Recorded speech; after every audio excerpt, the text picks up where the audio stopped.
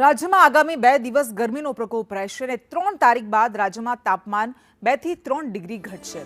રાજ્યમાં કાળઝાળ ગરમી વચ્ચે વરસાદની આગાહી કરવામાં આવી છે। રાજ્યમાં 3 થી 7 મે છૂટોછવાયો વરસાદ વરસી શકે। સૌરાષ્ટ્ર અને કચ્છમાં ગાજવીજ સાથે વરસાદની આગાહી કરાઈ છે। તો દક્ષિણ ગુજરાતમાં કાલે માછીમારોને દરિયો ન ખેડવાની સૂચના અપાઈ।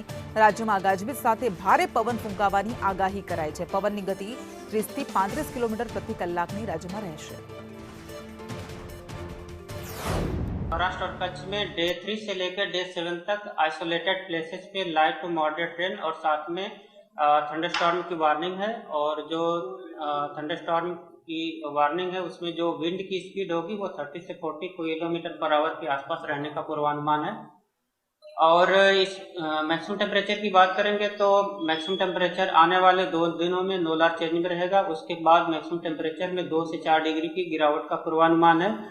और हम बात करेंगे फिशरमैन वार्निंग की, तो डे 2 कल के लिए साउथ गुजरात कोस्ट के लिए फिशरमैन की वार्निंग है। और जो विंड की स्पीड होगी वो 35 से 45 kmph और साथ में जो गस्टी विंड होगी वो 55 kmph के आसपास से रहने का पूर्वानुमान है। आने वाले मतलब डे 3 से लेकर डे 7 तक गुजरात रीजन और सौराष्ट्र में आइसोलेटेड प्लेसेस पे लाइट टू मॉडरेट रेन और साथ में थंडरस्टॉर्म की वार्निंग है।